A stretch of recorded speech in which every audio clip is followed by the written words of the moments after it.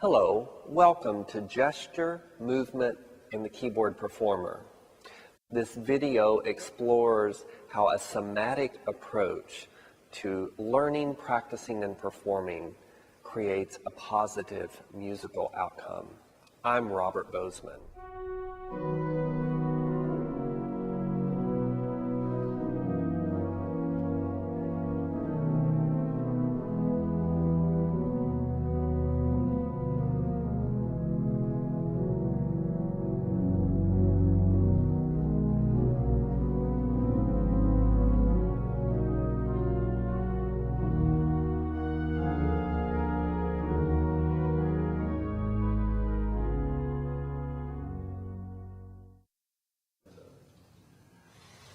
I'm grateful to be here with Dr. Roberta Gary, Professor of Organ and Chair of the Keyboard Division at the University of Cincinnati College Conservatory of Music.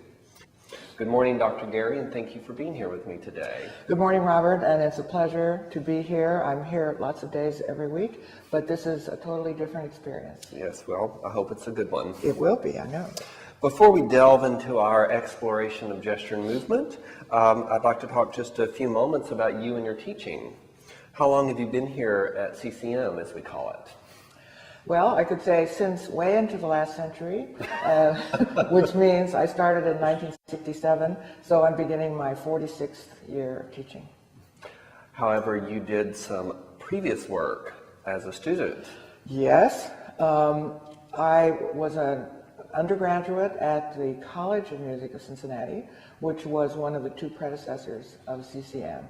So, yeah, I started back in 1953, not 1853, 1953. Well, that's quite a tenure to be teaching for 47 years. Not often heard of these days. What has kept you at this particular place for so long? Well, it's not just because it's my home. I mean, I was born in Ohio, and I suppose I've never lost that love for this part of Ohio. But CCM, as it's developed over all these years, was always and has become even more wonderful as a school and a place that not only values its faculty, but wants to help the students in the variety of programs here. So I think that while I might have looked at other places, it always ended up that this was the place to stay. We're happy you did. There are a number of faculty, including deans and various people who've come from institutions such as Eastman, where you got your doctorate. Right. So it is certainly a wonderful institution of learning. We won't say how many deans have been here since I have many. I don't know, 13 or 14. Wow. Deans, maybe. We'll be talking about your current approach to teaching in a few moments, but could you talk about the evolution of your teaching over these past years and what's been an influence on your teaching, for example? Right. It's always difficult to say when it's you why you changed or how you changed, but in trying to discern the answer to that, I would say that not necessarily in the order of importance, but the rediscovery of wonderful mechanical action organs has had a big influence on me. And so for a lot of my playing life and my teaching life, we didn't have those kinds of organs. So there had to be something else besides that. And so that would have been the repertoire. So the repertoire itself and how you find out more about it is always going to change how you teach it. My own teachers, and after I graduated, as you said, I had my DMA from Eastman with David Craighead. I'm a big fan of lifelong learning, as you know, and so I did a lot of coaching and studying with other people after my formal education was finished, and that has been a great influence on me. And then I have to give an awful lot of credit to my students who influenced me without their realizing it, and maybe even without my own realization.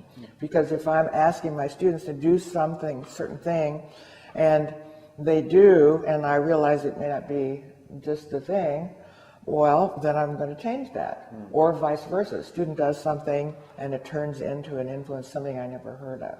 So there have been a lot of influences, and I'd like to think, well, I know that I'm still changing.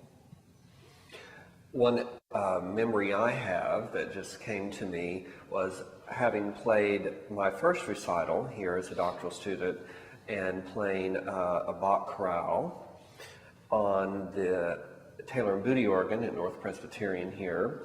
And then within a few months, another student played the same piece, and it was registered very differently.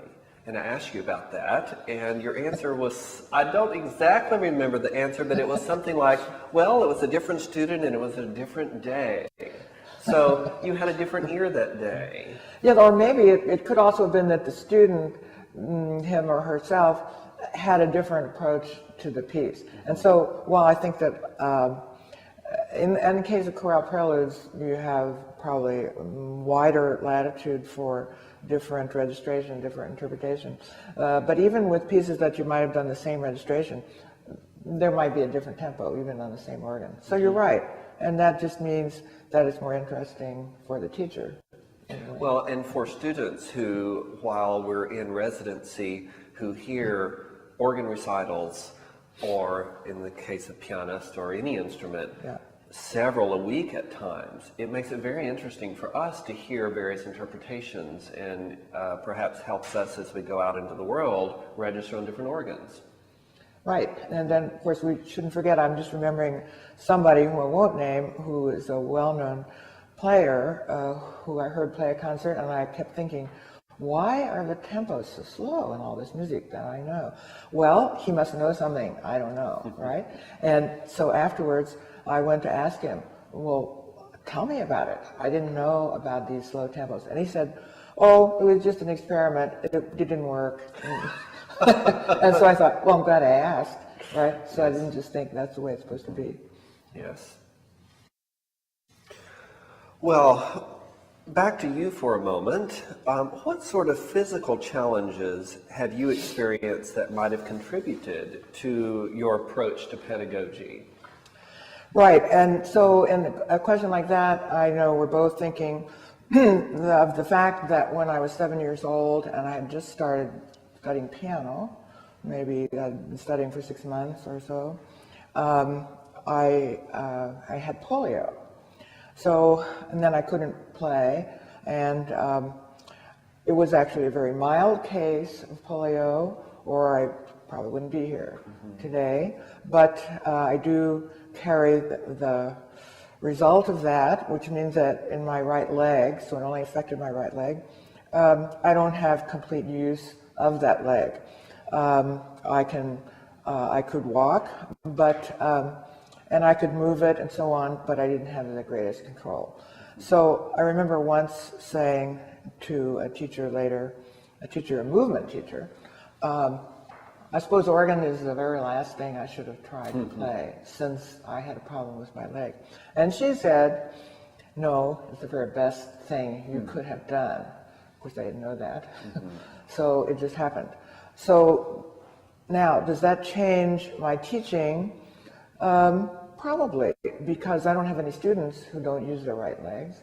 And so I've had to imagine what advice to give in pedaling, perhaps sometimes, or to make students more aware of the possibilities in using both of their legs completely. And when you have any physical challenge, I think the best approach is, I don't know, I don't have a control group for myself, but the best approach is just to, that's the way it is. And you don't worry about how it should have been or what you should be able to do. You just are concerned and interested in what you are doing, what you can do. Then, as you know, about 3 years ago, a little more than 3 years ago, I fell and broke a couple of bones in that same poor right leg, and a year after that, I fractured that hip and broke my right shoulder. But all those things, bones heal and things are repaired, And again, you find out what you can do and what you can't do.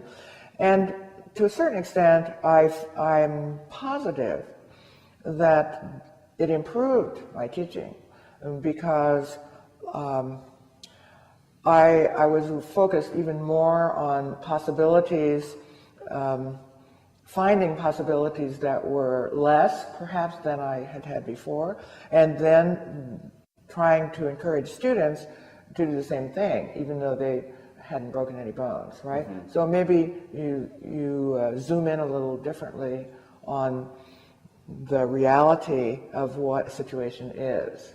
So while I could never say that I'm glad I broke bones, mm-hmm. I am actually glad I had polio, mm-hmm.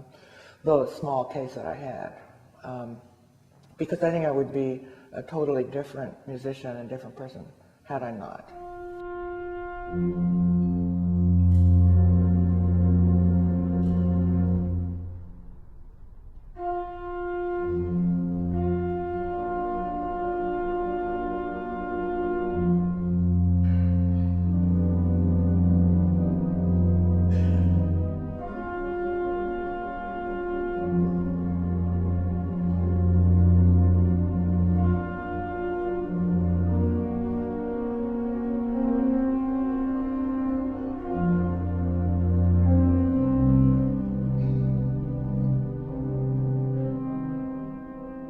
Having studied with you for several years now, I've become accustomed to starting the lesson with something unique I've not had with any other teacher.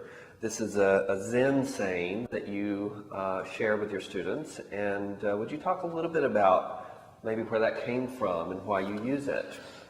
Yes. Now, I haven't always done it, but certainly in the length of time that you and I have known each other, and somewhat before that.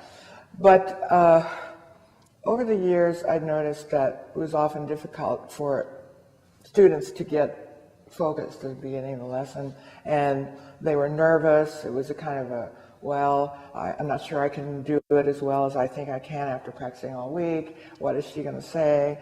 Kind of tight and tense. So I had recently bought one of those little Zen calendars that had a saying for every day of the year. And most of them I didn't think were very interesting, but I would save some that I liked. And so I would just hand one to the student at the beginning of the lesson. They had to read it and tell me what they thought it meant. Now it happens that I brought an example here today. So you're going to read this. Okay. This is a good example. Mm-hmm. So, a man should look for what is and not what he thinks should be. And this one's by Albert Einstein. Right, so they're not always Zen masters, right? So, but they're what they called Zen sayings. They're not really Zen. So, what does that mean? Well, I'm going to read it again. Okay. A man should look for what is and not what he thinks should be. And I always think first about my recent work at the organ. So, I think about exactly what's on the page and where I am right now, rather than maybe if I'm learning a piece, I'm going to take it for what it is right now, rather than at the performance level. Would be one example, I'm thinking. Right, there's a good example. And that often happens in lessons, that a student would be thinking, I can't play this at the right tempo yet, but I probably should. And so they would always start at the fast tempo and so on, or they would try to do something else that they couldn't really do. I can't put all these parts together yet in this trio, but I should be able to, so I'll do it. So this idea of seeing what the reality of what something is something we'd all like to be able to do, not just at the organ, instead of what we think it ought to be. And it can remind us, I think you and I have talked about the book, The Game of Inner Tennis, by Timothy Galway, and the only quote I ever use from that usually is that, speaking of a tennis ball, I mean, the ball is seldom where it should be, but it is always where it is. And so if the player, not that I play tennis, which I don't, the player may be anticipating, my opponent is going to next hit the ball over here, so I'm going over there. Well, he didn't do that, right? So I'm sunk. So, but I thought he should have done it. So I'm playing a game that didn't exist. I have to play the game that's being played. And I found the use of Zen to be generally helpful. Some students will always laugh it off and they won't really go there. But if week after week they have to do it, because I make them do it, eventually they hear it. And like one of my Korean students said one day, she didn't like to do it either. And she would always say, "Oh, I don't want to do this." And I said, "Well, go on, try." And one day she said, "They all say the same thing," right? Which they did, Yes. right? They said it all, just in a different way. But they all said the same thing, and I said, "You are right." And what is it that they say? Be there. Yeah. So they say, be there.